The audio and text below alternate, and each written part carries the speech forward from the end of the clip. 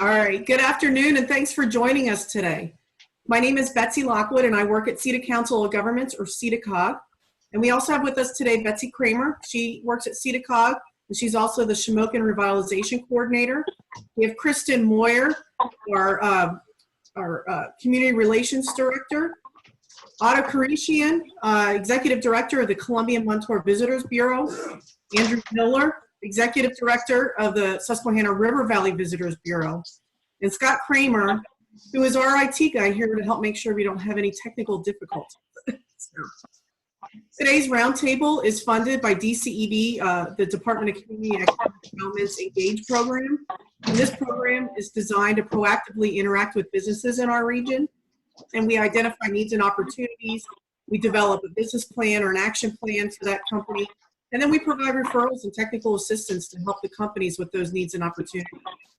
Originally, this was supposed to be a live event to speak with the tourism industry, but with the onset of the COVID-19 pandemic, this event became virtual and is now focused on how we can help you in the tourism industry recover from the pandemic.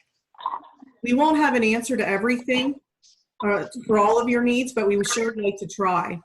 On the screen is the list of people and businesses participating in this roundtable today. And as you can see, there it is. Let me see here. We have some pretty heavy hitters in the tourism industry and several businesses that we cannot live without. Spyglass. Just a couple of housekeeping items. This meeting will be recorded. Should you not feel comfortable speaking, please feel free to just observe. Everyone will receive a recorded copy of today's roundtable, but we wanted to make sure that we addressed everything that you guys discussed in that meeting today, and we felt the way to record it might be the best way. Plus, there are people that weren't able to attend, and we wanted to be able to forward them the results of the meeting. All the attendees come in muted, and we welcome and encourage open dialogue at this meeting today. Just so we aren't talking over each other, which can happen in these video conferences, there's a raise your hand feature. Usually if you click on the participants, there's a button that you can raise your hand, or you can actually raise your hand and we'll see it. Or you can use the chat window if you'd like to ask a question on chat. What we hope you take away from today is what can we do to help you in your business? And we hope that you learn from others' experiences. Before I turn the meeting over to Otto and Andrew, I'd like to thank Betsy Kramer and Otto and Andrew for helping pull this meeting together today. Without them, this would not have been possible. You may remember that you guys all had answered a quick survey for us. This helped us understand where you were at in your business. And some of the results of that survey include that almost 60% of you have been closed since the pandemic hit, and only 6% have been open for regular business hours during this time. Over 75% of the businesses that responded, and there were about 17 of you that responded in all, 75% have laid off employees. That's pretty big. The other question on rating the severity of the COVID-19 on your business with a scale of 1 to 10, 1 meaning no impact at all, and 10 meaning I had to close my business. The average response was a 7.58. Almost 60% reported the severity as 8, 9, or 10, and nearly a third of the respondents reported a 10. Of all of you that applied for relief funding, whether that was something through the CARES Act, the PPP, the Paycheck Protection Program, I can't even say it, or EIDL, the Economic Disaster Loan Funds, about 58% of you were able to receive at least some type of relief funds. Nearly all of the funds that people reported receiving were the PPP. A few had EIDL funds as well. That's the Economic Disaster Loan Program through the SBA. One business still hasn't heard anything regarding their funds. In terms of the next 6 months, At what percentage are you confident your business will be operating compared to the pre-COVID? 50% or higher. There were about 60% of the businesses that thought that they would be at least 50% or higher 6 months from today. About 40% expected to be operating below 50%. And in the next 12 months, how confident are you that you'll be operating at 100%? After 12 months, those that felt that 50% or more, they'd be operating at 50% or more, only went up to 70%. And 30% are operating at less than half capacity, or expect to be operating at less than half capacity. I think that the takeaways from the survey are that things are much more dire than we thought. Although I thought they were pretty dire, but you guys laid out a pretty strong story to tell. And we look forward to hearing about your issues and maybe even the opportunities and what you could need as a business for us to be able to help you. So I'm going to turn things over to Andrew and Otto, and they're going to run the meeting for today. And again, I welcome open conversation. We want to see how we can help you. Thank you. Okay. All right. Hi, everybody. This is Andrew Miller. I'm the Executive Director of the Susquehanna River Valley Visitors Bureau. Along with me is Otto Karishan with the Columbia-Montour Visitors Bureau. When we, as Betsy shared, when we first talked about this months ago, this really was good. This was originally going to be an in-person workshop on tourism marketing for businesses in rural central Pennsylvania. But when COVID-19 happened, it changed everybody's world. Everything hit the fan. And it became quite apparent to us that we needed to address this. Today's meeting took on even more importance because of that, and especially as we all know that the hospitality industry and the tourism industry is one of the most decimated industries because of this.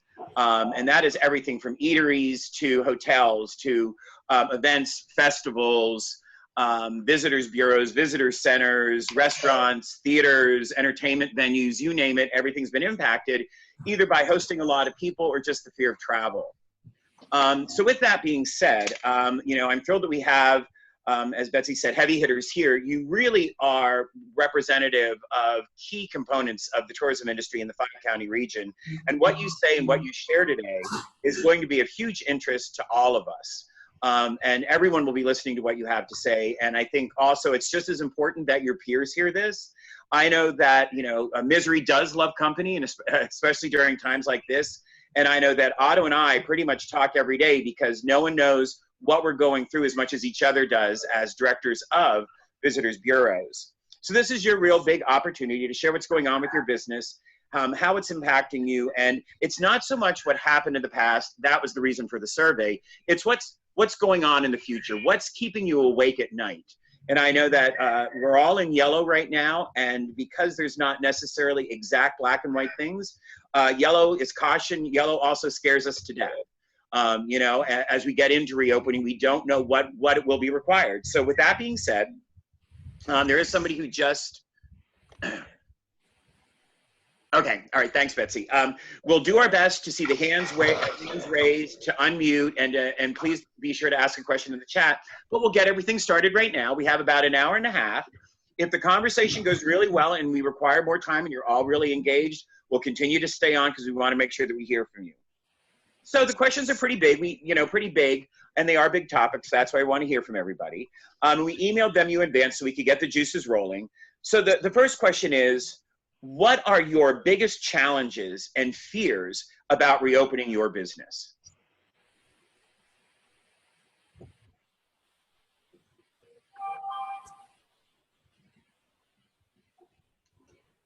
I guess I'll jump in if nobody else is. Okay. Can you guys hear me? You're good. Michelle and I, actually, I'll give some information. Michelle and I were on a Zoom meeting Monday with the state as far as entertainment venues. And we were on with people from Bucks County, Berks County, all the red area. It was really only us and Briggs Farm that were in the yellow. And to tell you the truth, the meeting on Monday scared the living hell out of me. And especially they had a lawyer on there from Bucks County and other representatives from the state. And I explained that we're in the yellow and that some of the restaurants have already opened and they're having kind of outdoor seating and with the to-go food. And right away they jumped on me. They're like, absolutely not. The to-go food must leave the presence. You cannot have people still on the property. And I'm like, we're in the yellow. If you're socially distancing and the food is in the containers, everything else, because that's what I said to the guys. We could put, 40 picnic tables out there and spread them out 50 feet apart and do a limited menu and do it. And they're like, nope, they have to take the to-go food and actually go. They can't stay on the property. The other thing that scared me also is, even though we're yellow and they're red, is the restrictions. Even if we go green and they go yellow, the restrictions that will be placed upon us up here still, because they might come from there to here. And then the question I brought up is, with how litigious society is to the lawyer, is what happens if somebody comes here and then tries to sue us and say that they got COVID here. And that's what he said. This is an issue because he brought up a case about a restaurant that did a catering event. A lot of people got sick, but it was actually from somebody that brought the disease to the event. It wasn't from their food, everything else. But they still got sued. So my understanding on the state side, we still are liable. We could still be sued by somebody that says they got COVID on our property. So at this point, we're still looking to go ahead with concerts August and September. June obviously is out, and hoping that the numbers start to drop. But the conversation from there, everything in the red, like Kutztown Folk Festival, Peddler's Village in Bucks County, everything has just been decimated for the year. They are doing nothing.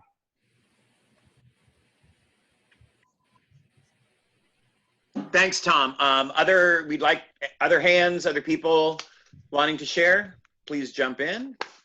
I think this is Kathy from Heritage in Shamokin and Sabre. I think that with all of the restaurants in the Shamokin area, we all have the same concerns. I shut down completely. We are now reopening for takeout for the next couple of weekends anyway, just to try to get some kind of movement. But as the gentleman said, even in the green, the restrictions are so foreboding that will people even come out and participate, and all the fears that many folks still have. And then, they're talking about plexiglass and you can't sit at a bar. And honestly, Spyglass, I did hear the same thing, that you have to leave your premises. You can't have outdoor seating. Now, I've seen other people do that. So, who's going to enforce or not? But the unknown is just really scary, even when we do go green. And I think that goes for all restaurants in the Shamokin area.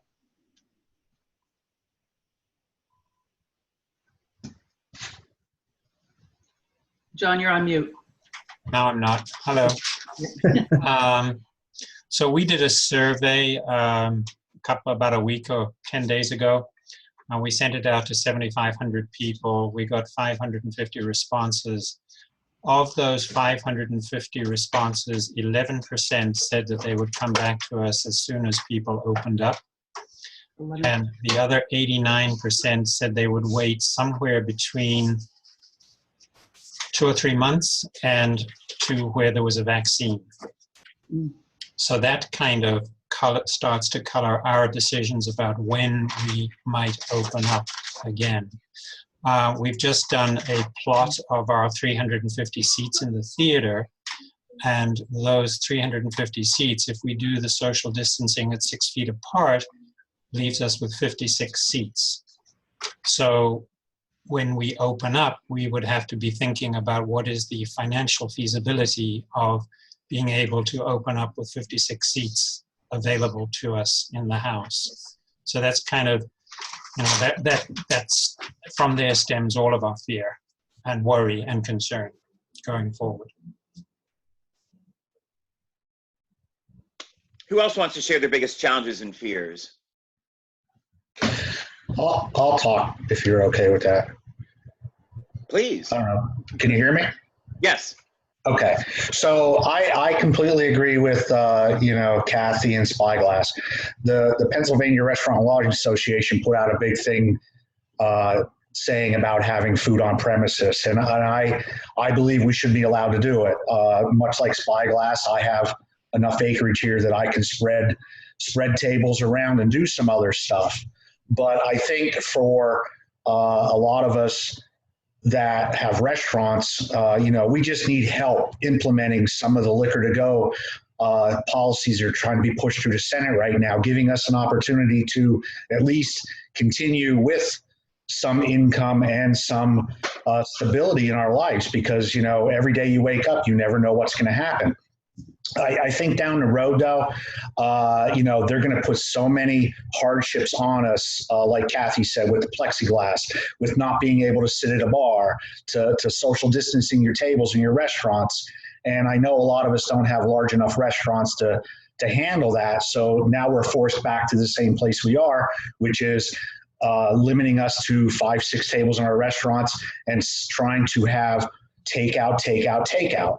So I think, we just need to get together and really start pushing, our lawmakers to come up with better solutions for us, because what they're doing right now is just not hurting.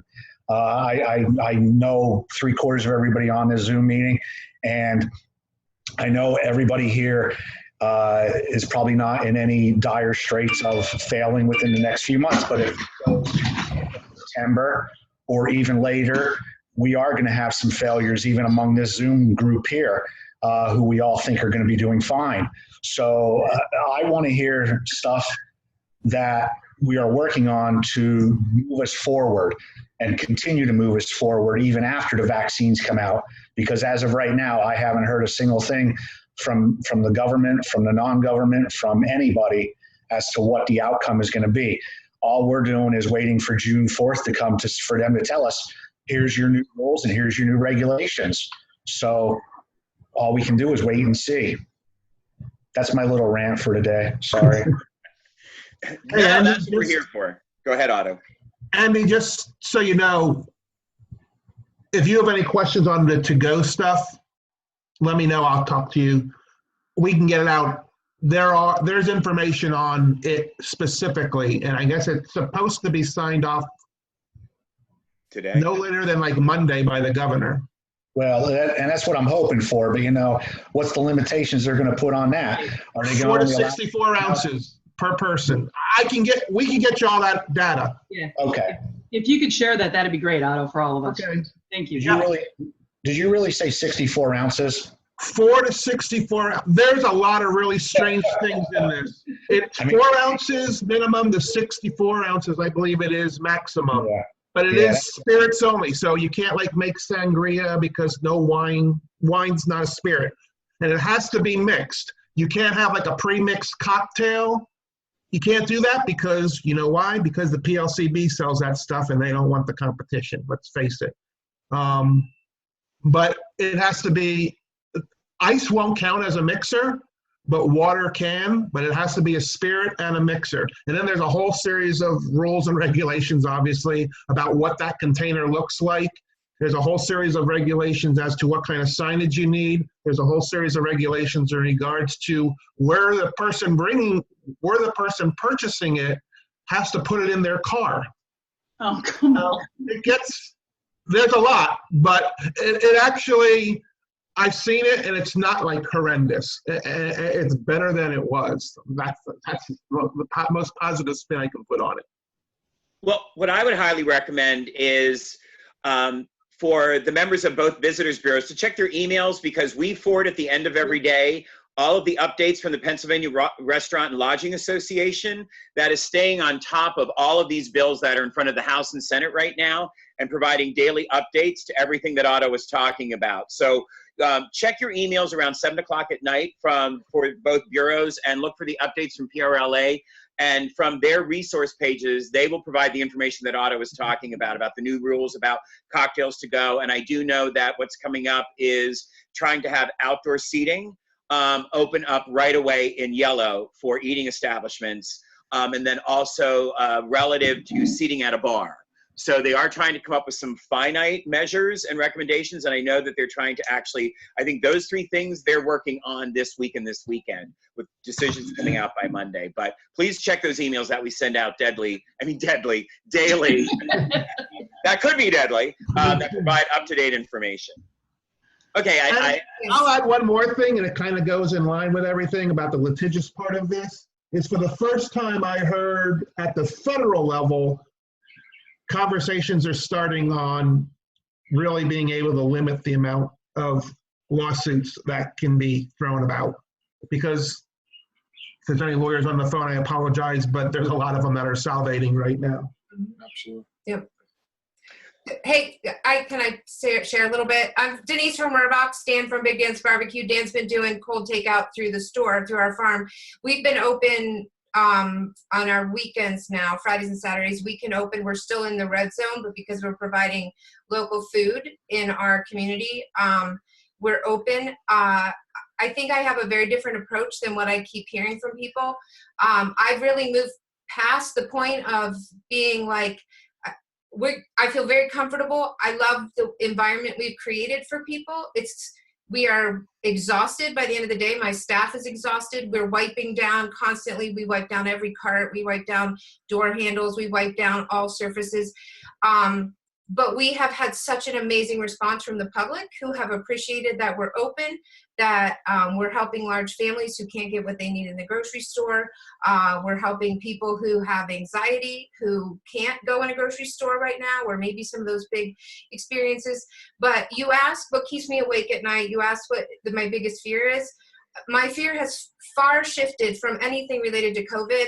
What I'm seeing as I'm interacting with our customers right now is the emotional breaking point that people are at, the fear they have for their kids, all of this overregulation of everything, of not feeling like they're given permission to make choices as adults, as human, as parents to, so for me personally, my moving forward is I want to know how I can get my business open. I have the same as some of you guys, lots of space to create. I want to get back to making sure we can have kids on our property. We're doing education, engagement. And I said, whether I have to block it out 6 feet apart to make people feel more comfortable. But I'm just telling you what I'm seeing and hearing from people. People need businesses like all of us, all of you who are here, and I have tremendous respect for everyone here, to stand up and say, we're creating safe places, we're going to follow the guidelines, but we're going to do this, and we've got to be here for our community. And that's how I'm approaching it. And it does keep me awake at night, but I'm also really confident in what example we set for our kids, what we talk about in our home, and those are the things. And it's not COVID. It's how can we serve our community when people are in fear and crisis right now? Thank you so much for sharing that. That's very important to remember. Okay, we're going to move on to the second question, which is, are you comfortable in creating a safe environment for employees and consumers?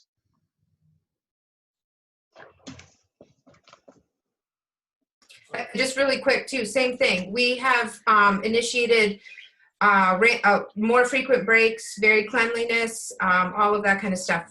I felt very confident, and we are checking in on I love that I'm connecting with my employees, making sure they're emotionally, physically, and even financially getting what they need on a regular basis. Great. Other people want to jump in and share? Yeah, and that's what we said on the conversation the other day. We're trying to do that, but you know, when Michelle and I walked away from that meeting, it was like, should we even attempt it? Because almost really the guy from the state was pretty much saying until we're into the green, even with what he was getting the feedback, now it could have changed since Monday, but the feedback that he was receiving from the state side of it, and even that lawyer from Bucks County, even in the yellow, the restrictions are going to be fairly harsh. And even under green, there are going to be restrictions and limitations to how many people, we're not going to go to full capacity. We're not going to go, like full all out. So even if we get into the green by June, end of June or going into July, there are still going to be restrictions. So even because they know that people are going to come to our area from other areas that are still yellow or red. So, this is more regarding large events. Larger events, right. And they were throwing in about restaurants. So like the one guy threw out there, even at green, they would probably allow restaurants to be at 30% capacity. Well, okay, if I have 12 acres that I can spread tables around outside and the weather is nice, why should I be at 30% capacity? Or even the winery like Shade Mountain. Why, if we're green, why can't we have people out on the deck? Why can't we have people, down by the pond on a blanket having a bottle of wine? Where are they spreading COVID? And those were the questions. And my understanding is there are still going to be restrictions on us. I think it's John from Bloomsburg Theater Ensemble. Just thinking about what it might look like. What it might look like inside the theater.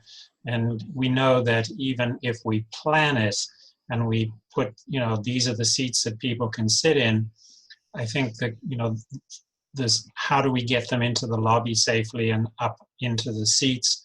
And then once they're in the seats, how do we monitor the bathrooms and how do we deal with that? So that's a piece that we're going to have to learn to even with the best plans, it's going to depend on how the people in the building, once they're in the building, kind of how they observe the rules and the guidelines. So I think we can make the best plans, but it's going to depend on how the people handle it once they're inside the building. Can I jump in here? This is Chris Baylor from Country Cupboard, and I think these are all points everyone's making. For us, we struggle with the hypocrisy of everything. We're talking about outdoor venues and things that we're going to do just trying to survive. And yesterday we were talking to our architect, trying to figure out what is our occupancy for our retail shops. And we can fit 200 people inside Country Cupboard, and we meet inside just the retail shops, and we meet the 50% requirement. So it got us thinking. And if you look at a Walmart, their capacity is over 1,600.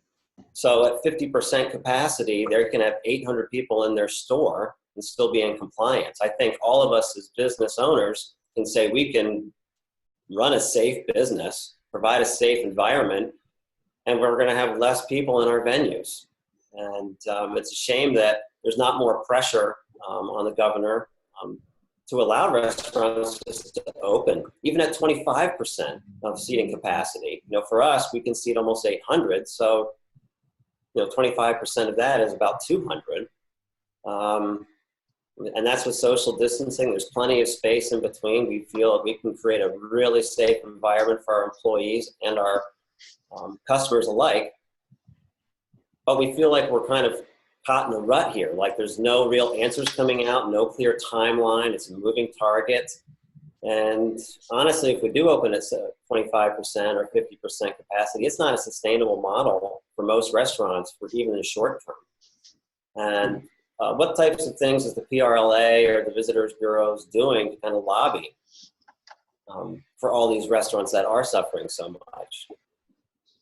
And it was actually brought up with you guys having a buffet and everything. The one gentleman said buffets will not exist.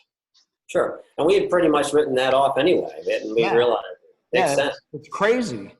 Yep. So Andrew, is there much guidance on what's being done by the PRLA to kind of push the envelope a little bit so we can get some answers in a clearer time frame? First of all, PRLA has an industry conference call every Wednesday at 11 o'clock. that talks about the most up-to-date things that are going on. Let me know if you'd like to participate in that, Chris. I'll make sure that you get the contact information for that.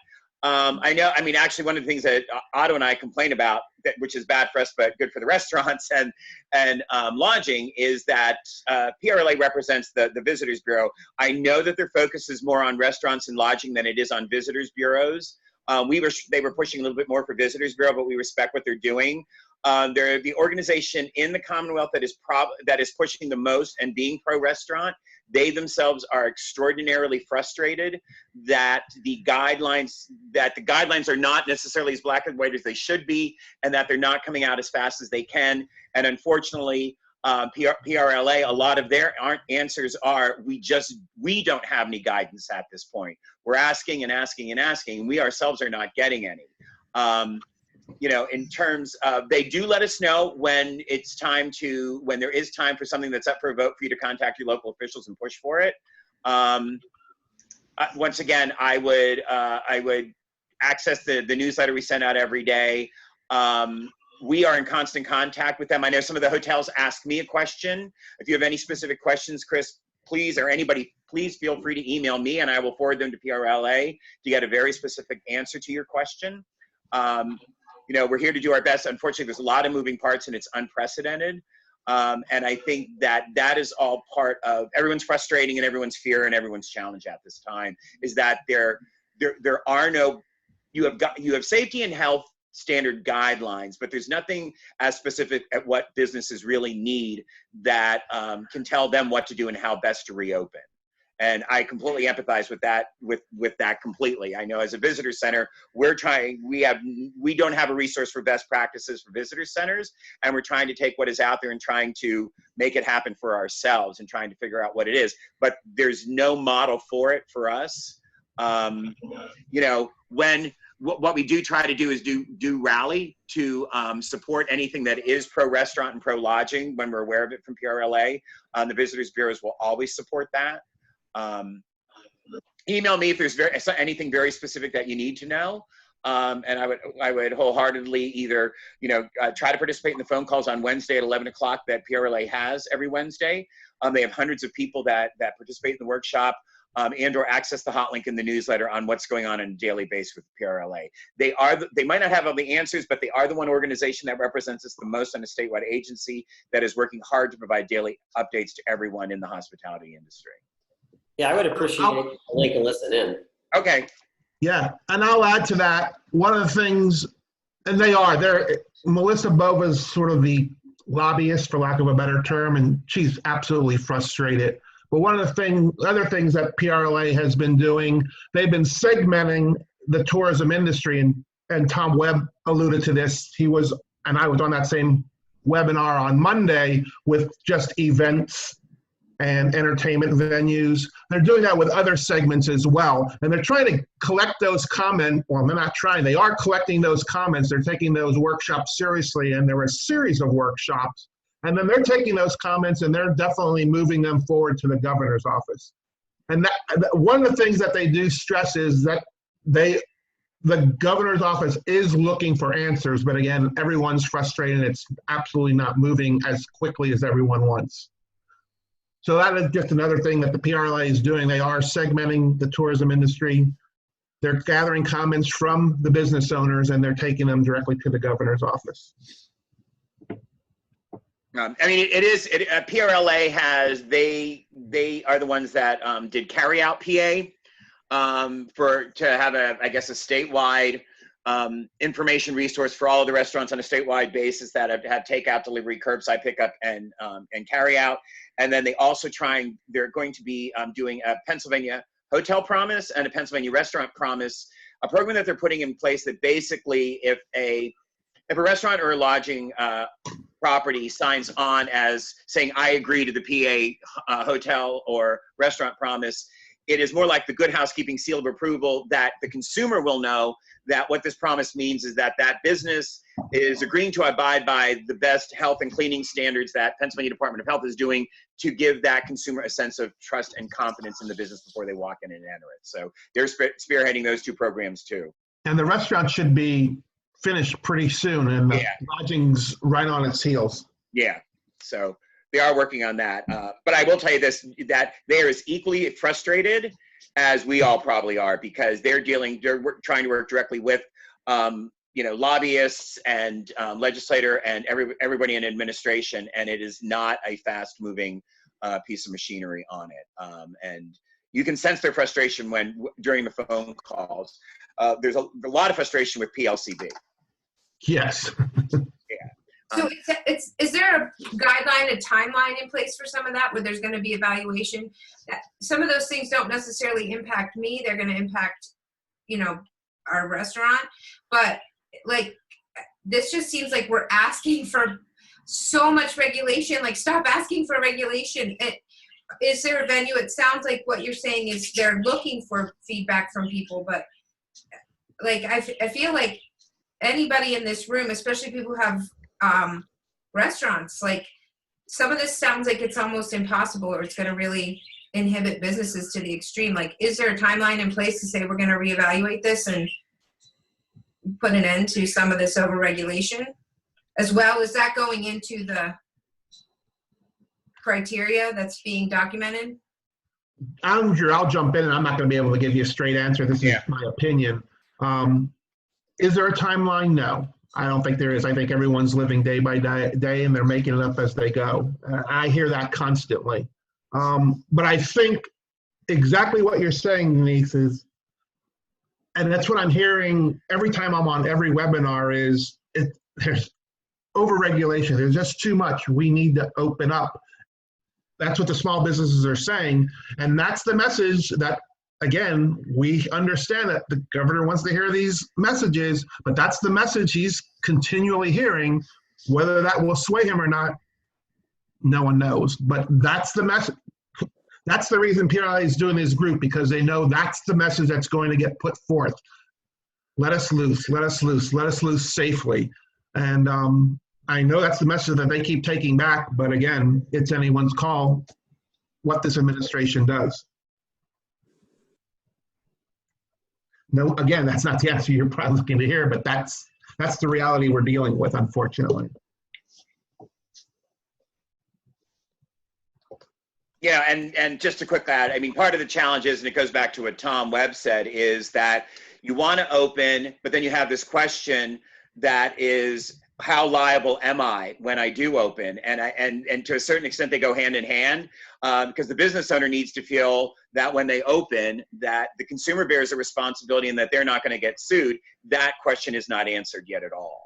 And that's only adding to the frustration. So there's a lot of moving parts, that the answer to one question so impacts another one, which impacts opening for business. That we do talk about, does the employee feel safe and does the consumer feel safe? Well, most importantly, the owner themselves has to feel safe, and that includes from liability. And that question itself is not answered at all yet. Okay, we'll go into the next question, and that is,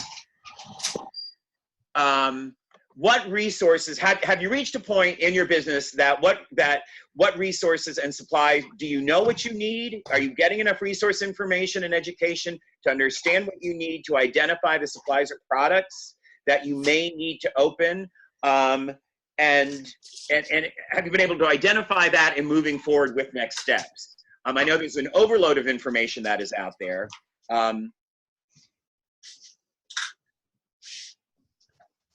So, once again, do you feel that right now you're getting resource information, education information, and are being able to identify the products that you need in your next steps? And then somebody brought up to me, well, let me ask that first, and I'll go to the next. I'll go to another question, but let's continue with that one.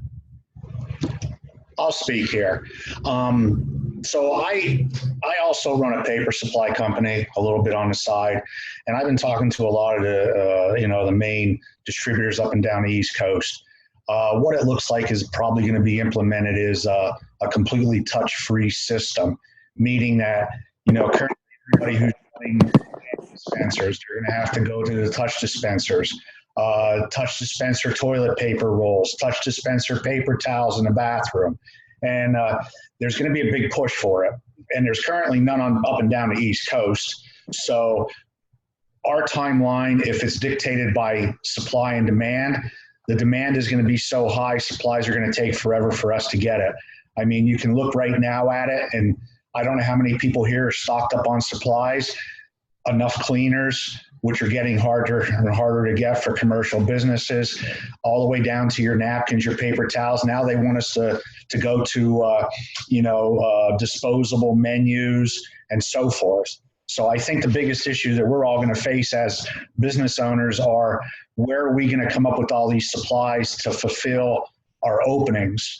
And I just feel that that's going to be a hardship on a lot of us here.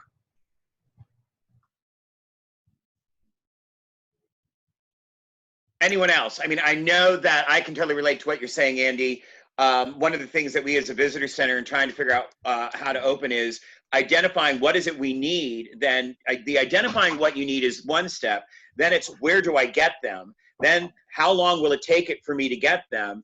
And then when until I have it installed or in place, and then when do I open my doors? And there's no, there's no surefire timetable for that. I have a question then.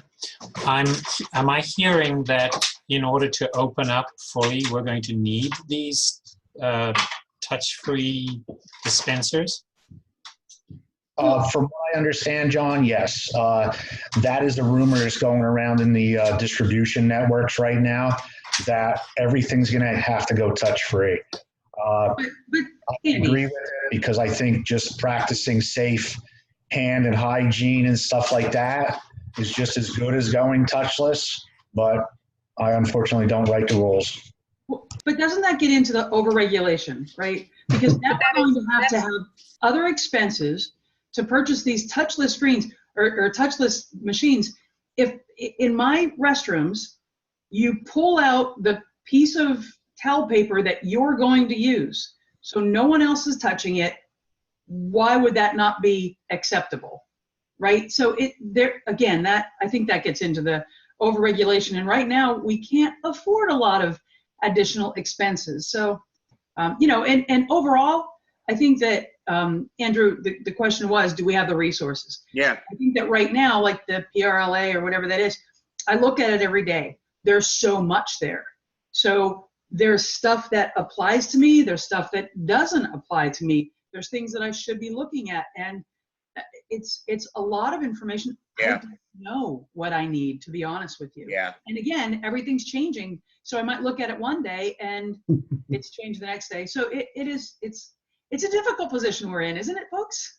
Well, I mean, I totally agree. It is information overload. I mean, I'm probably attending 10 webinars a week, because I don't know how much to absorb and what's going to benefit both me and the members, and what should I share. And you're getting it from all different sides at the same time, and no one's there really to hold your hand and guide you through what's the most important information. That's what we're trying to do as a Visitors Bureau, is try to kind of whittle that down and present hot links to resource information.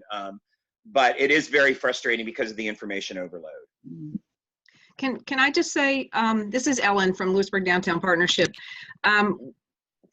My understanding is there are no regulations that say you have to have touchless. Certainly that would be ideal, but I'm not reading that, and believe me, I am pouring through everything as I'm preparing it and putting it into documentation for our businesses. We're creating posters that inform the public of what their expectations are and requirements are to enter our businesses as we're reopening. We're putting that information out in our kiosks in the public. And while I have been working to source those things for the downtown businesses, I have a large order of touchless sanitizing machines and refills on order right now and don't have a delivery date. I'm working to source those things, but nothing I have read says that those things are required, at least for retail businesses, which is what I'm working on right now. I mean, our restaurants are still in the same shape that a lot of you guys are, in that it's takeout and delivery only. And in Lewisburg, we have been working with Union County emergency manager, and I've been working with our borough council as well. And at this time, even if outdoor seating was allowed, our borough is not recommending that we do that based on basically the nature of our sidewalk size and things like that. So that's something that, we're dealing with that as well. But I did want to say, our downtown businesses, of the businesses that were eligible to open last Friday, no more than 50% of them chose to open. A lot of them do not feel safe yet. They don't feel that that they have a full understanding, even with all the information. As you said, it's like too much information. They don't feel confident that all members of the public are going to be responsible, and not necessarily that all those members of the public are going to be compliant with what their rules are to enter their businesses. Now that being said, they're very much anxious to get started, and a lot of them did, and we had a really successful first week and weekend, and people are looking forward to working our way back to full reopening. But we're, in downtown Lewisburg, we're dealing with something on a way different scale. Like, you guys are talking about hundreds of people in your full occupancy, and our limited 50% occupancy could be 3 people in some of our stores. So, or, when you add the employees to the total. So just wanted to let you know where we are. Thanks. Go ahead. That's great. I'm so glad to hear that. And I love what you guys are doing down there. I think I hear you kind of saying a little bit, but I'm going to be honest. I think most businesses, and any interaction I've had with other small business owners, the fear is not that they don't feel adequate about it, and that even that they don't feel adequate, that there are going to be people who don't follow the rules. I'm just going to say it because and maybe I'm the only one who observes it. They are more afraid of the negative people who just will find one small little thing and nitpick at a business, and take a business like mine or any of yours and just lambast us because there's something that they're nitpicking at. And that is what I'm hearing from small businesses more than anything. They're not afraid that they don't have the right resources. They're not, and obviously you're very much more involved with your businesses than what I am with other businesses, but people I'm talking to. I'm just saying it for what it is. Like, and that's the fear I've had to get past, where I'm like, have I had some conversations with some customers or people who I listen to them, I take it in, I do my best, but all of us as businesses are going to have to get over that fear and just do our best to build strong relationships, build trust, build dialogue for people who really, really are having a hard time getting past their fear in all of this. That's what I keep seeing over and over again. And it's so disheartening to me, because that's what's going to keep a lot of people immobilized. And again, maybe it's just my observations or my conversations with people, but I think you're all doing incredible work. The emails that come out daily, so helpful to me, so helpful. Good. That's great. Thank you. Someone did pose a question to me relative to the restaurants. Wait, let me pull this back up. Okay. When you go back to reopening, do restaurants and food establishments have any concerns about having a qualified workforce available to you? And then also relative to the supply chain, is it intact, or are there issues with the supply chains for restaurants and food establishments? Hey, Andrew, real quick, back to Robach Farms, what she said at the end. The paranoia of getting people out. And that was the one thing that we walked away with. I hate to keep referencing Monday, but the majority of those people were all in the red. We are so isolated, because you look at Northumberland counties have, 100 cases or 111 cases. So it's really hasn't touched on us. But in the other areas down there, there is a mental violence in a way. Like, they're paranoid as hell down there. And, like Bucks County, where Peddler's Village is, like the woman said, St. Mary's Hospital has 3 floors now filled with COVID patients, nothing but COVID patients, 3 floors of ICU. So yes, there are pockets, and yes, there are some dangers, right? And we know a lot of people are surviving it, but it's getting people now to us. So even if we open, it's to get the people past the paranoia from the other areas other than just locally to venture out and get outside their house, because they're scared as, excuse the expression, shit, because they're living it and they know people and they know people and friends of people that have it and have died from it. So there's a paranoia. So they're doing, like the one guy suggested, like the one bed and breakfast is doing video and showing all the land and how open and how inviting and all the things that they're doing to mitigate the disease, to at least hopefully some people will go, oh, okay, that looks safe. So down there, they're doing a lot of self-produced videos and stuff and putting it on their Facebook and putting it out to at least give the impression that, hey, our location is safe for you to come to. And then the flip side to that, Tom, and it's something that keeps Andrew and I awake, and we're starting to hear it now, especially from our colleagues in rural areas, is the exact opposite. It's like people from those communities are coming up to our communities because they're trying to, quote unquote, escape it. And then there's a lot of pushback about them being in our communities and spreading the pandemic here. So that's, that's Andrew and I stay awake. It's like, well, we can't even like promote this, otherwise we'll be the pariahs. Hey, yeah, Philadelphia, come on up and get into the rural area. Like, and everyone in our region would look at us not very, I won't say everyone, but there'll be a subset of people that look at us very unkindly to say, like, don't bring that crap up here. I think it's important too. I think what we're talking about is if everyone as a collective, if both our business owners and the public are adhering to the things we need to do to be safe, then we can be safe, then we can be open, then we can have customers. If people are observing social distancing, if people are wearing masks as they are required to wear masks, particularly inside businesses. And of course, the disinfecting and the cleaning, as business owners, you guys know way, way better than I do that you're doing that, and your areas are clean. But I think it's important, if we're doing these things, that then we are safe, then we are, but we need to make sure that that's the cohesive message that's coming out too, is that, this is what we're required to do to be safe, so everyone should be doing it. I hear you. Great point, Ellen. I got to prompt that. Justin, do you have a question?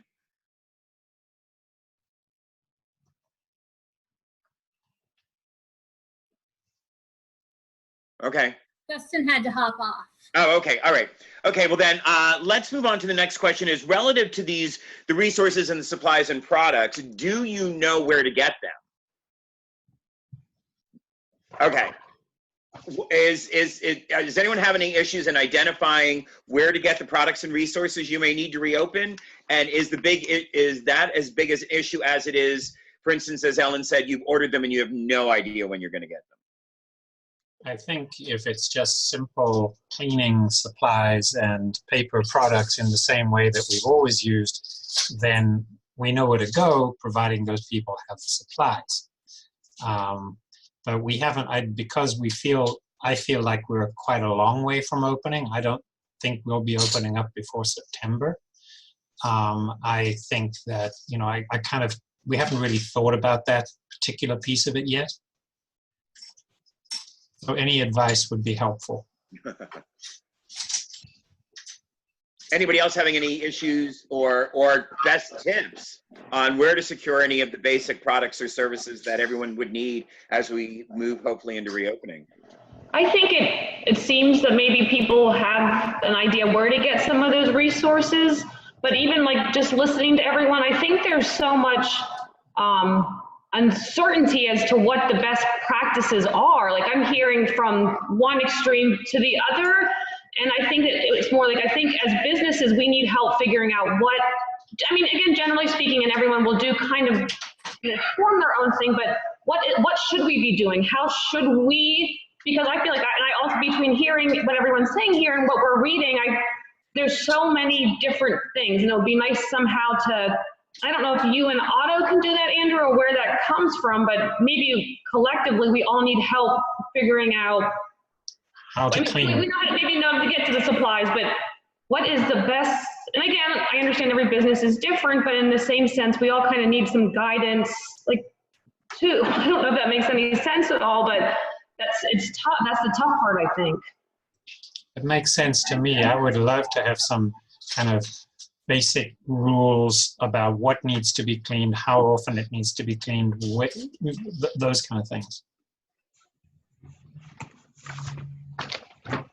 I'm going to Andy's for my products, so you're good, right, Andy?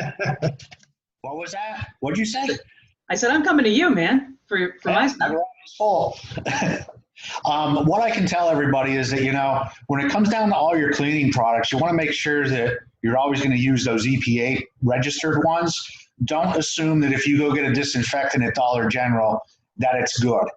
It may not be. So just please always make sure you guys are using EPA qualified products. That is the main key, I think, for any restaurant or business that I can recommend to you guys. I mean, and if you have any intentions of opening up soon, start pre-ordering, because, you know, a lot of these stores are limiting you to one product per person, one product per case, one.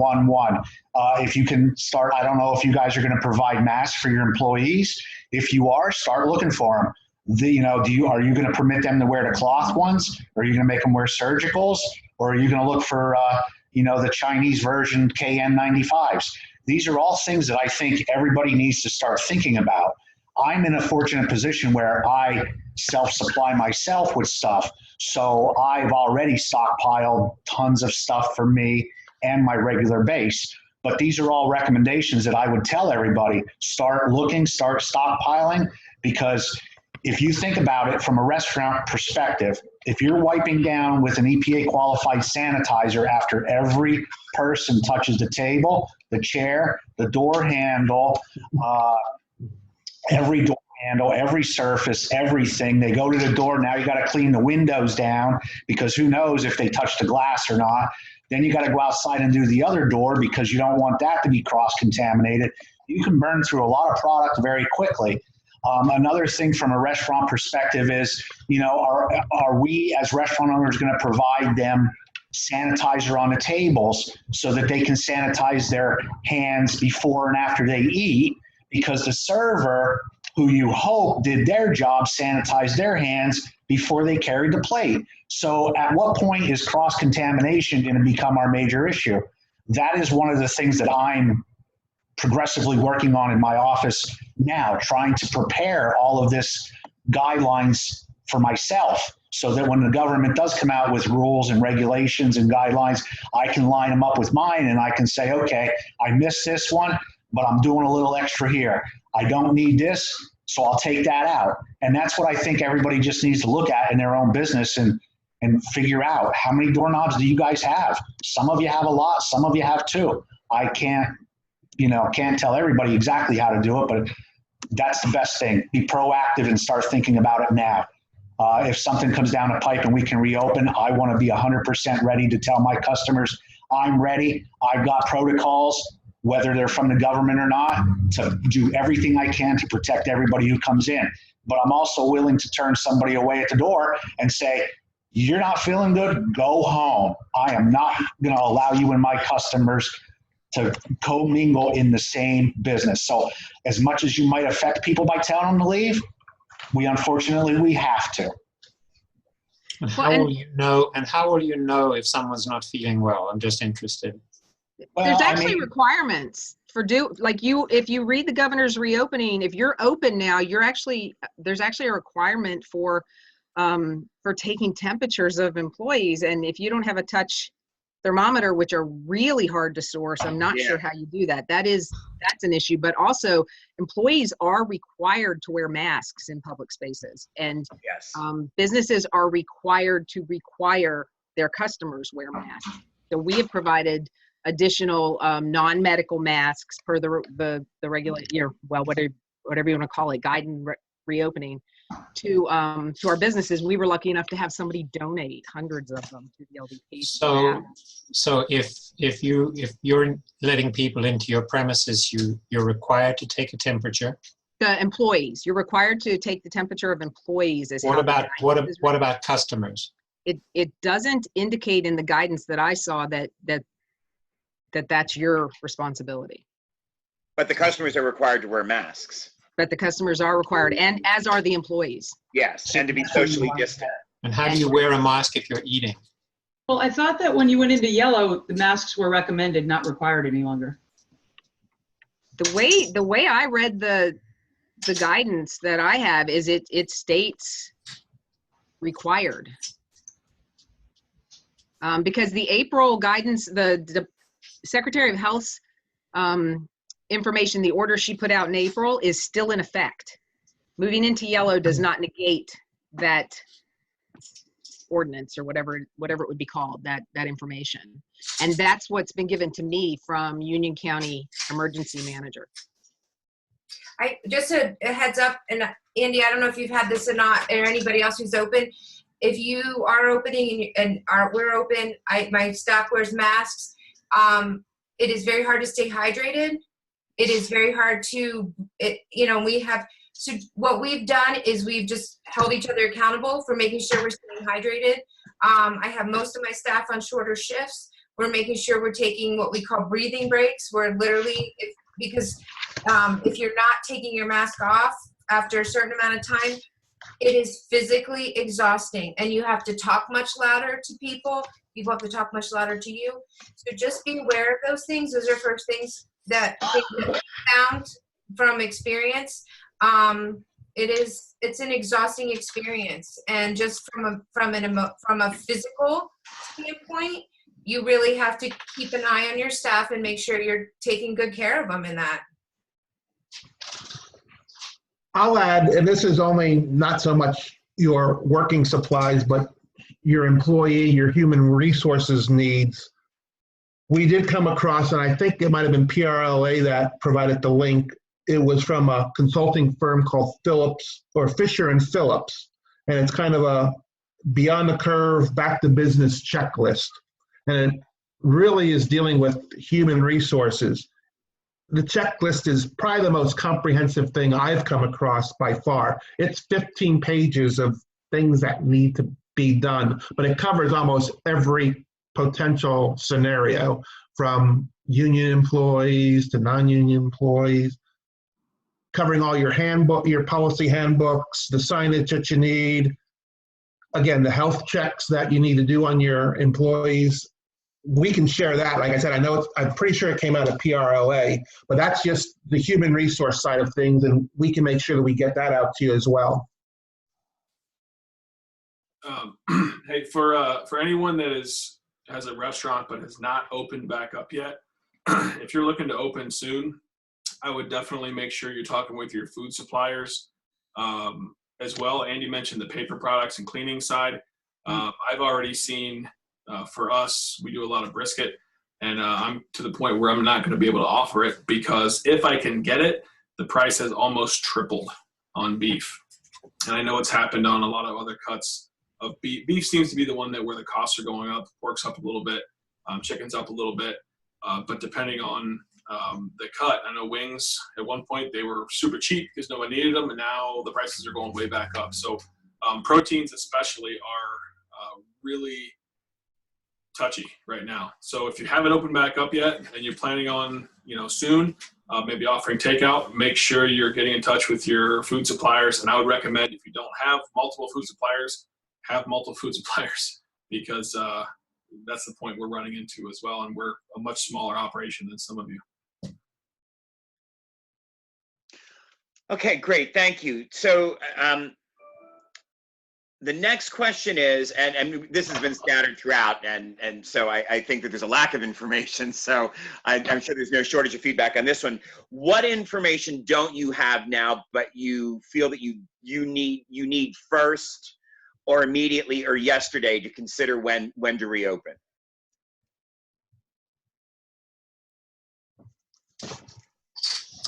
I think for us in the theater, we need to know more than we currently know about what our patrons are thinking.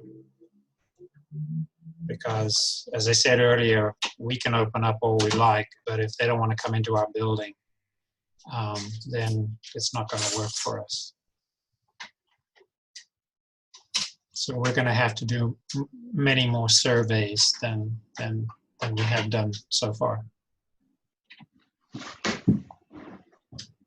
Andrew, one of the challenges we've had, and for those who don't know, I'm Bob Stout. I'm with the Monterey Recreation Commission. We manage the Montour Preserve and a number of the other parks in the area. One of the problems we're having, Andrew and Otto, is the amount of anger with the visitors, people who come out without masks and who are deliberately defying the rules and regulations. We've had issues with people who are trying to obey the regulations, and it's come into confrontations. And then it comes down to, does our staff step in? At what point do we have to get the police involved?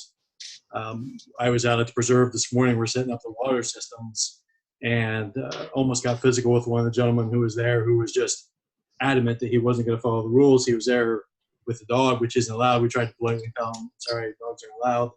The level of anger is getting to the point where it's going to become a challenge. So one of the things that we each need to consider is, at what point do you ask your staff to do it, or is it only the manager who does it? It's not something that we had necessarily anticipated, but in just the last week, it seems like it's getting much more confrontational between people who are coming out. I think people are really frustrated at this point because there's really no clear direction as to where we're going. One of the biggest issues is what he was just talking about, is there are those people that just absolutely refuse to follow the rules. So they are the ones that are scaring the rest of the public from coming to our venues, because it's not that they don't feel safe at our venue, it's that they don't trust the other people that might be there while they're here. Because actually on Saturday, just like the last gentleman, I almost got in a fist fight with somebody just in a confrontation, telling me that it is his right. I said, you're not entering the building. I said, yeah, I'll give you one of our masks behind it, and he's screaming at me that this is bullshit, and it's against his rights, and that I must let him in. And I said, we're doing curbside. And I said, this is my establishment. I don't need to do anything. I need to tell you what you're going to do. And he's like right in my face. And so, yeah, it's starting to get ugly. So you have the crazies getting crazier, and then the rest of us trying to follow the rules. And I think that's another need, is what are those rules? What are the recommended guidelines? What are the required guidelines? If we're going to reopen, I want to understand, am I at 50% capacity? Do I need the touchless things? How much do I need to sanitize? So it's just all those, as we've said multiple times, there's so much out there. There's so much changing each day.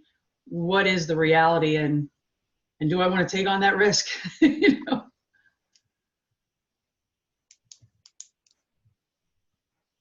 Anyone else? What information don't you have now that you feel you need in order to really feel safer and stronger and more confident about a plan or a schedule to reopen? There really is no regulation right now. We have no idea what we need to have in place to allow anyone to come into our doors. So do we have to have individualized space for groups? If someone wants to make a reservation, do you have to have a private room for a certain size group? Are you going to allow people to just walk in, or is it going to be by reservation only? And particularly with outdoor events, how do you regulate that at all?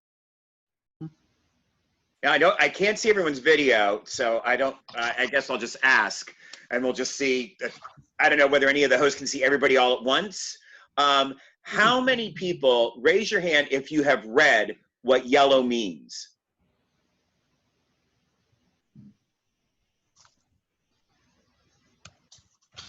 You can look in the speaker view, just so you know, Andrew. So, okay. I don't know how many people raised their hands, but I thought I'd ask the question. There were some hands that went up and some didn't at all. I've read it, but I'm not sure I remember it. I would have to go back and look at it. Yeah. And so even when we're talking about what and I'm not even gonna call them regulations, but the responsibilities or the requirements are, but when we talk about outdoor dining, well, the PLCB is not going to allow me to have outdoor dining. So I can't just say, oh, well, I have a space in the back of our restaurant so I can utilize that. That would be against PLCB. So is that going to be lifted so that I can have this for this, so again, it's the unknown that is the frustration. So would it be helpful? I mean, granted, we're not going to get all the answers right away up front from A to Z because this is totally unprecedented.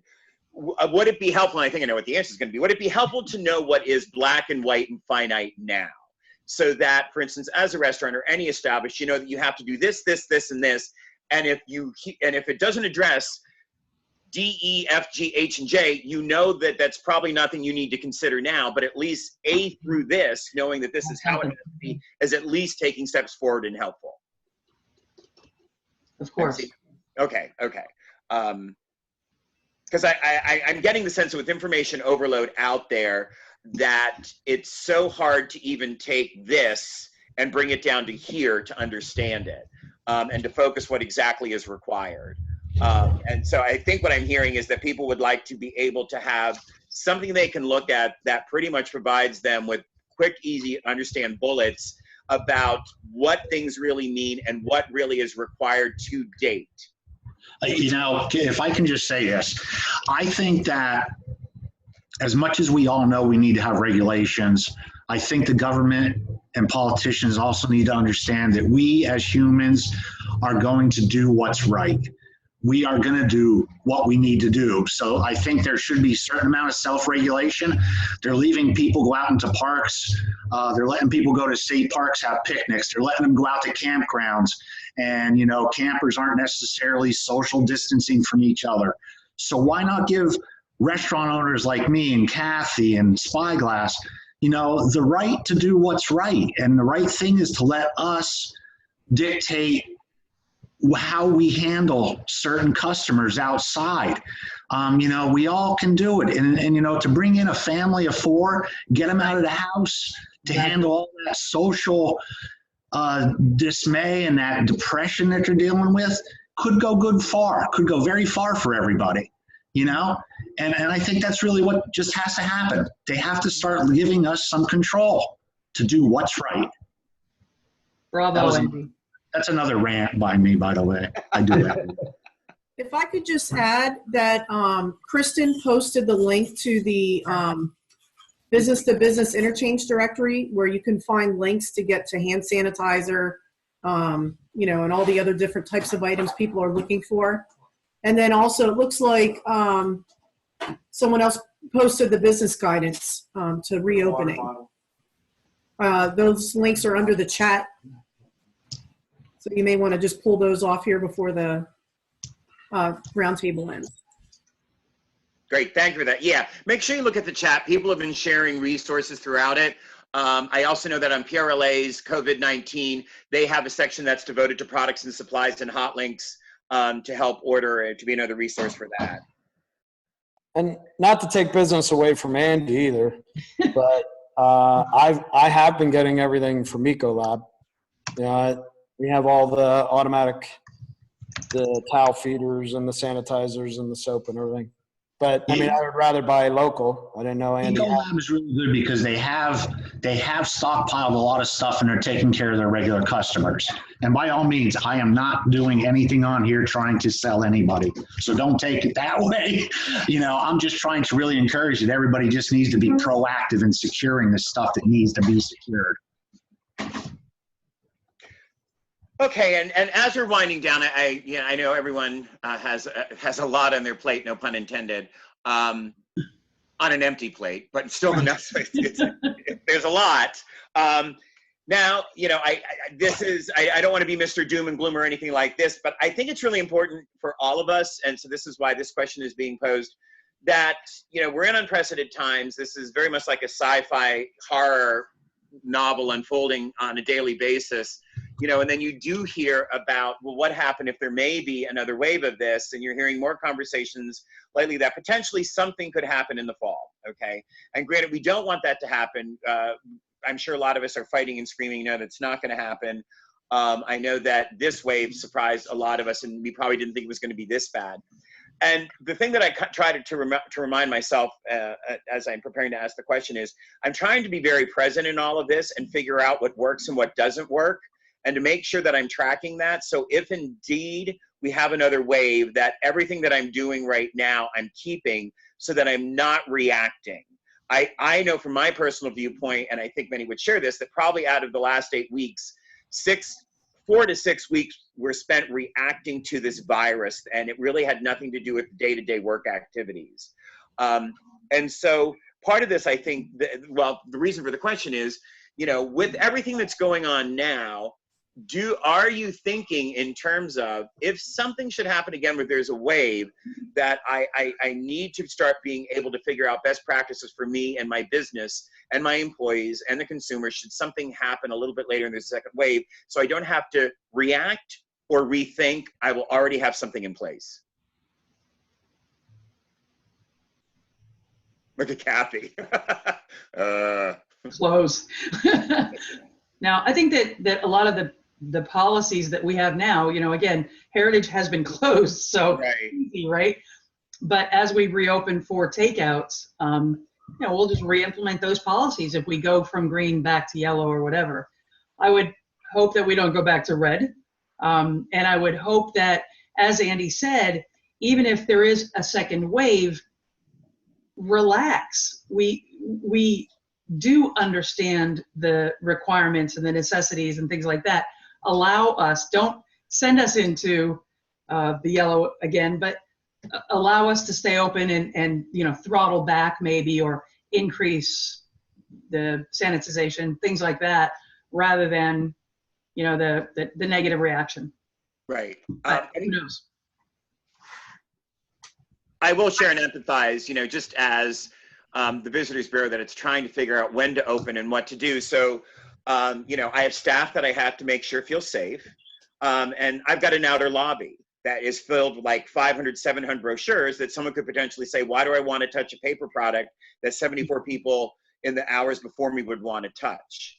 And so we were thinking, what do we do with that? Do we create an acrylic sleeve to put one brochure in, and then people can either order that brochure online or walk up to the front desk, stand 6 feet behind, you know, plastic shield at the front desk, and then they can hand the order to the person who wears a mask and gloves and then fulfills it.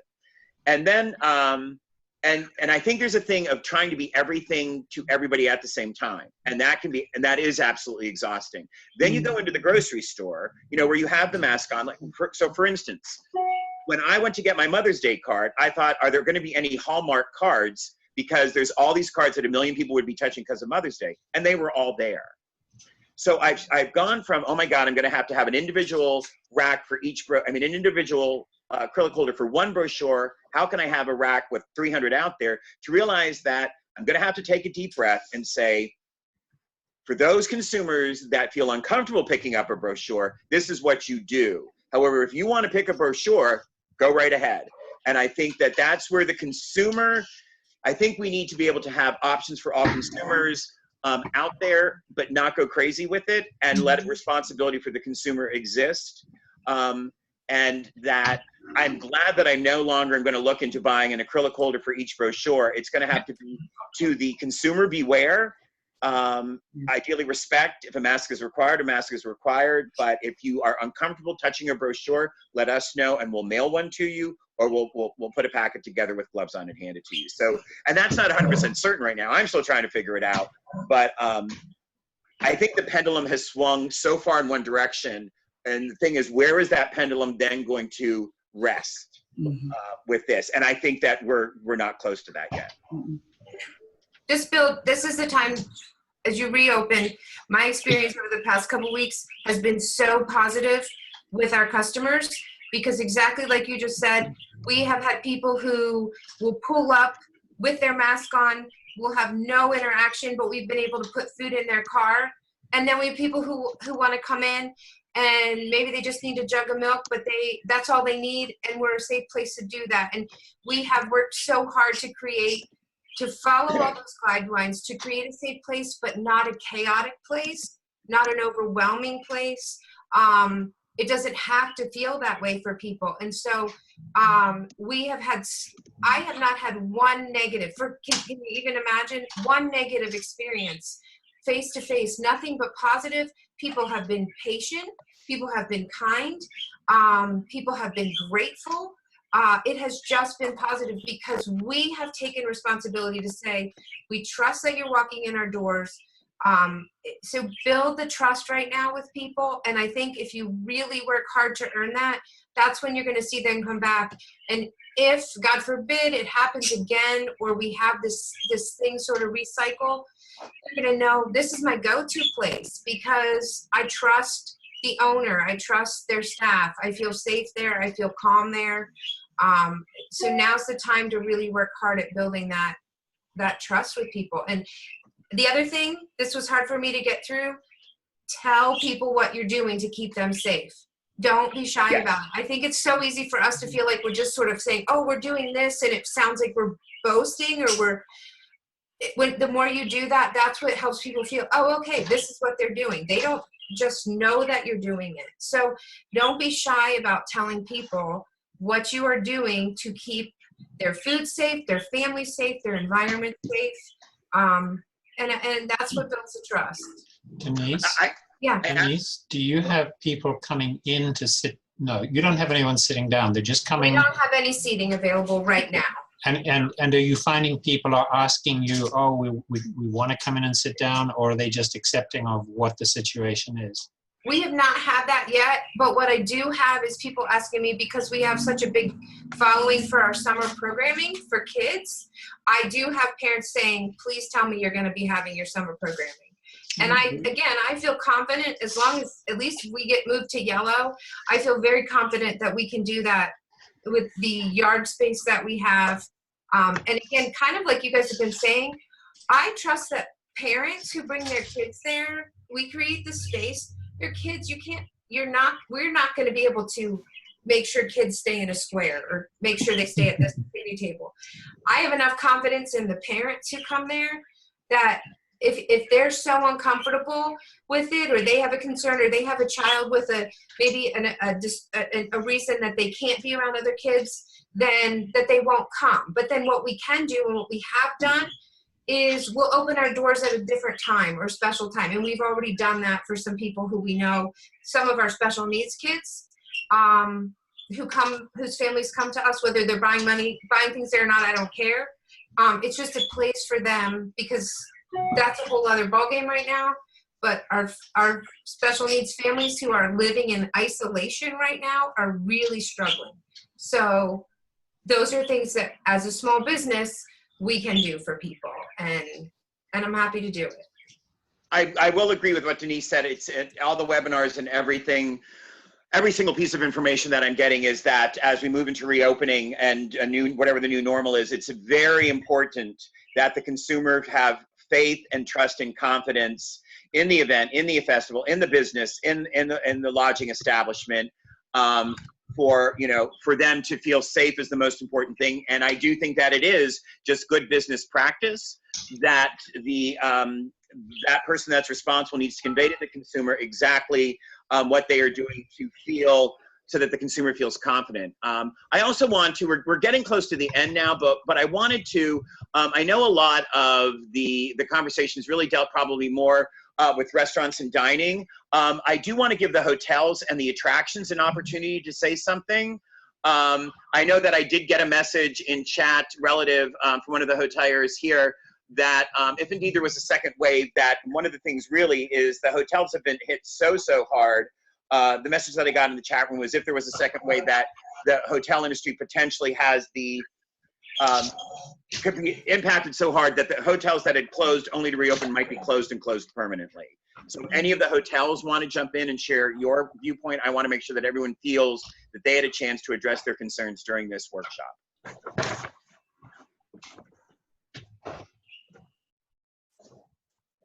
Okay, hold on for a second, please. Can someone unmute Chrissy, please? Andrew, this is Chris Baylor from Country Covered again. We have one hotel that's open. We have one that's closed. We've seen very little business. It doesn't really warrant keeping both open. We felt that it was necessary to keep one of them open just for healthcare providers, some long-term stays that we had. If there's another wave that comes through, we'd probably do exactly the same thing again. And we're kind of taking the opening of our second hotel week by week, kind of seeing the traffic that's coming through, at least online, as far as reservations. Now, we do have the luxury, if we do get some reservations, we can transfer them next door to our sister hotel. But right now, there's just not enough traffic to warrant both being open. I would think if there's another pandemic like this, we'd do the same thing. I am concerned for a lot of the local hotels if they ever open again. I know bed and breakfasts are really hit hard. Airbnb properties are hit hard. So another second or third wave, I think, could really be devastating to lodging, even more so than restaurants. It can take us longer to recover too. I will go off of what Chris was saying too. So I represent the Quality Inn, Holiday Inn Express Econo Lodge just in Selinsgrove, but in our management company, we have 12 hotels and we shut down 6 of them for at least 2 months.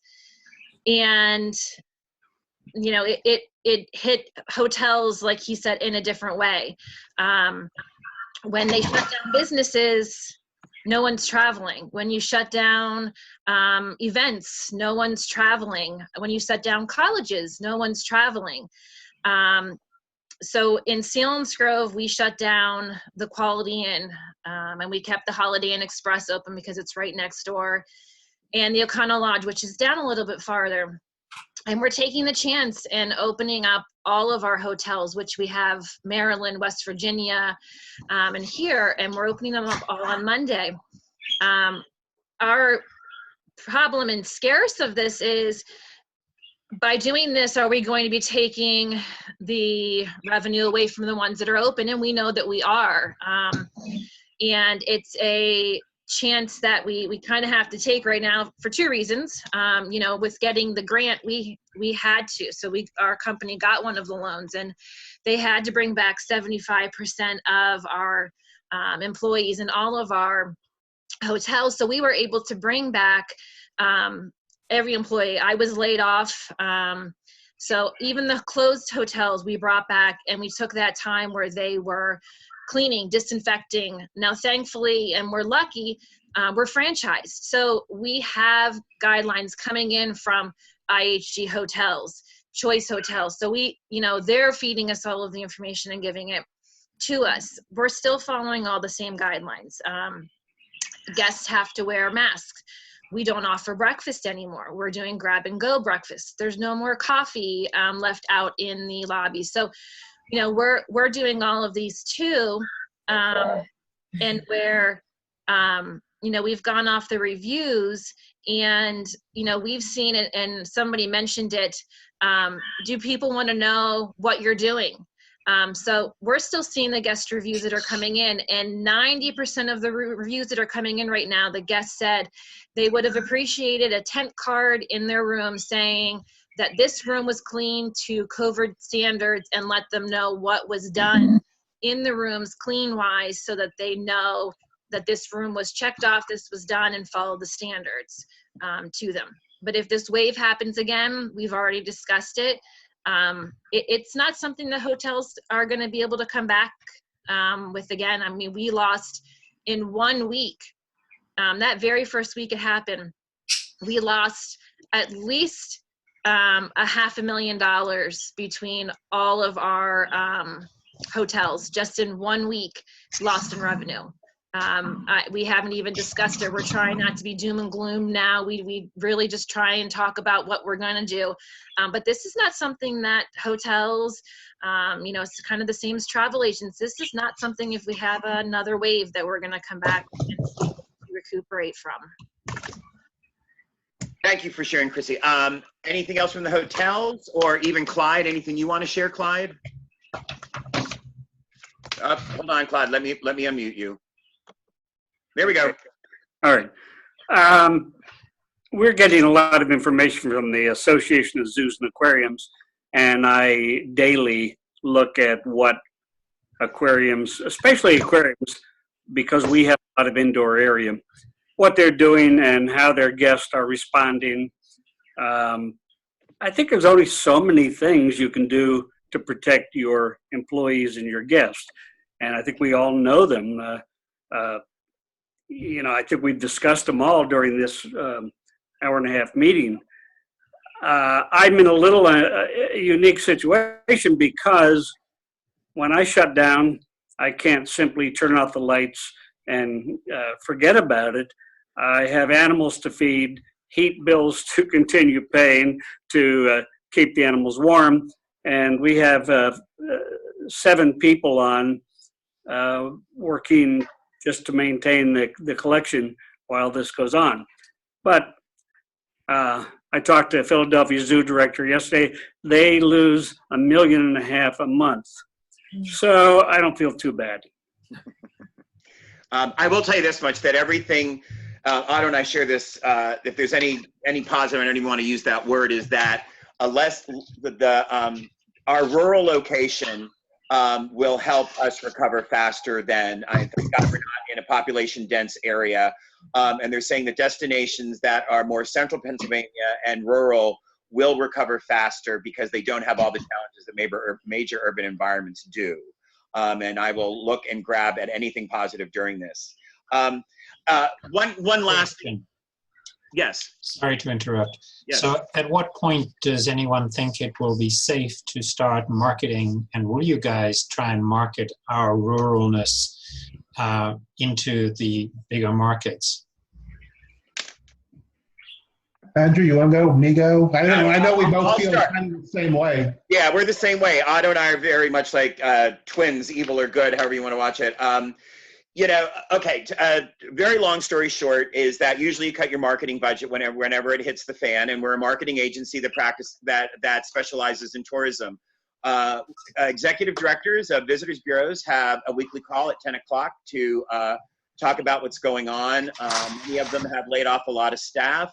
A lot of them have discontinued their marketing.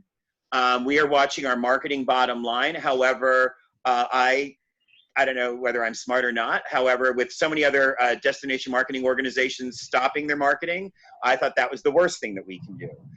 It's going to, the first steps are getting residents to be tourists. I have no visions of me trying to get someone right away from Philadelphia, New York, Maryland, or Baltimore to come to rural Pennsylvania right now. So it is, thank God I'm a regional visitors bureau. I'm sure Otto feels the same way, in that people can travel within their counties and still feel that they're having a vacation. Similar to what happened in the Great Recession in 2008 and 2009, staycation, that's when you first heard the term, where people are, studies indicate right now that people are willing to get in their car. Driving by car is the #1 mode of safe travel, and that traveling from 100 miles to 300 miles or in your own backyard are the themes that seem to be going. Our Visitors Bureau has been actively marketing us as a safe destination digitally since the end of March. And we want to get forefront in everyone's mind. We're doing plan now, visit later. We want to make sure that we're in the forefront, that when people want to get out and this pent-up demand becomes a reality, we want to make sure that they think of our area as a destination, because what's going to happen in July and August is all the other smaller destination marketing organizations in Pennsylvania are going to be all doing the staycation, backyard stuff, and the consumer is going to have information on overload what's going on in Pennsylvania. And that's when I plan on pulling back a little, because I took the opportunity March, April, May, and June to get us out there. We've actually increased our digital marketing in the proposed budget.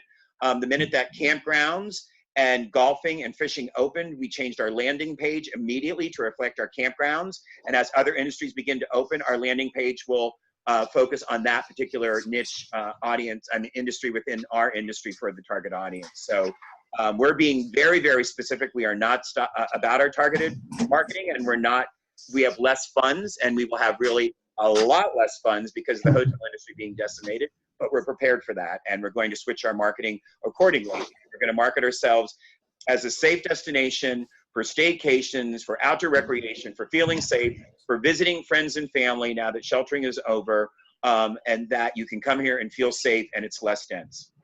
We feel that we are uniquely positioned to be an integral part of the recovery of the area because of where we are located and what we have to offer. That is both affordable and accessible.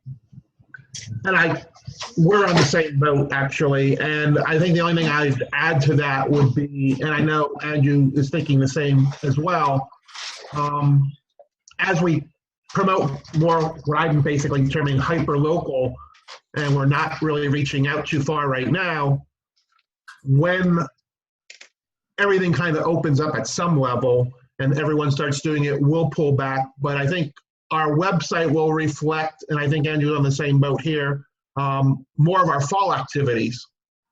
Activities, because what we want to do again is get ahead of the curve so that, you know, if we can squeeze anything out of getting visitors from outside our region to literally visit, stay at a hotel, visit our attractions and restaurants, it's going to happen in the fall. And we basically want to start putting that bug in people's heads in the summertime.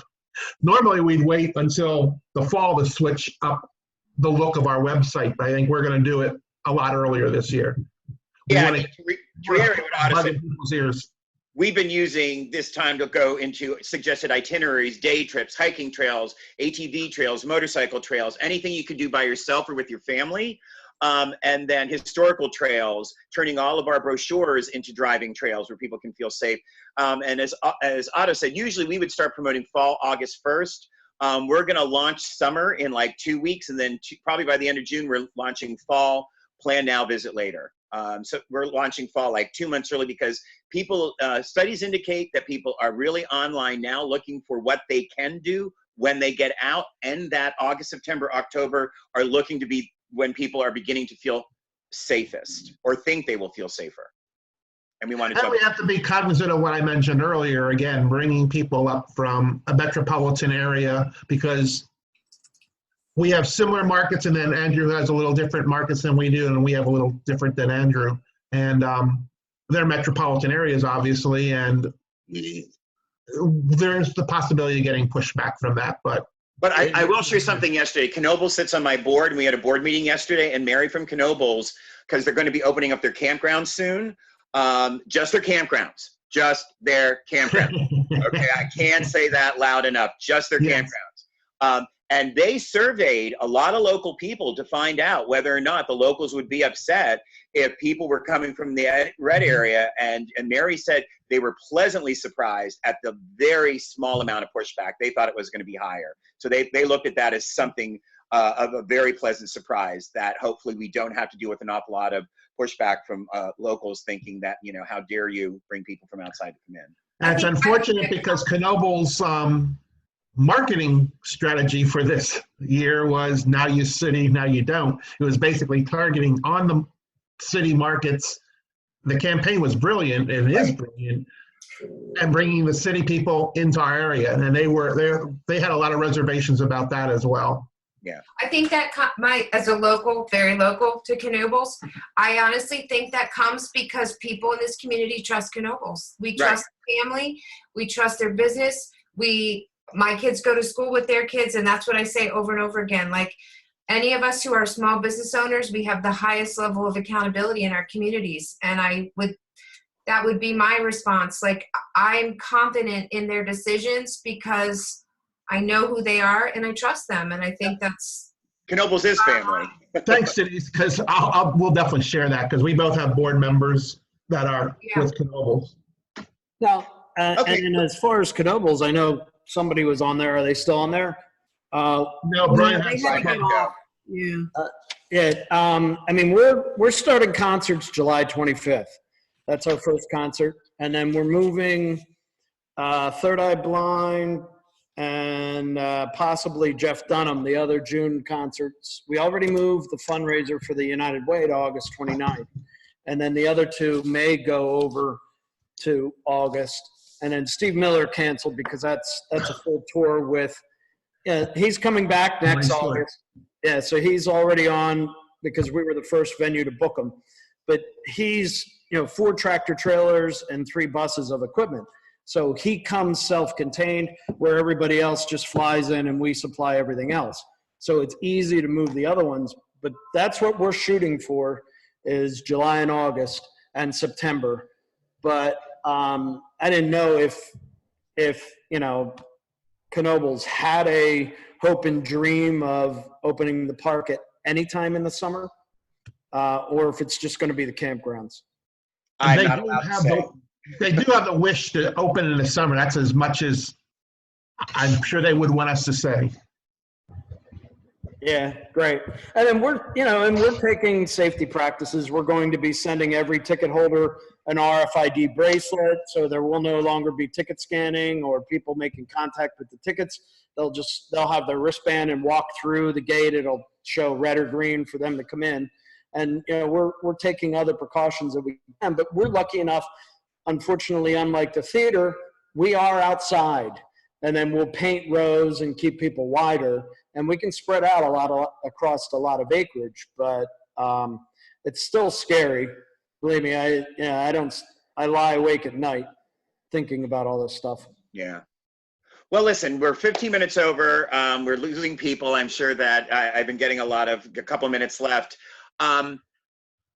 I guess if there's any last thoughts, we can share them now. If not, I want to thank you so much for participating in this. The great news about this and being recorded is that it is going to be shared. Your comments and your thoughts are going to be reviewed by DCED, SEDA-COG, and it's going to be shared with legislatures. So, what you share today will be literally hearing from the front line on those most impacted in the hospitality industry by COVID. And I want you to know that all of your thoughts and comments will be heard, and hopefully will make a difference. And that we'll work with SEDA-COG relative to any kind of follow-up information.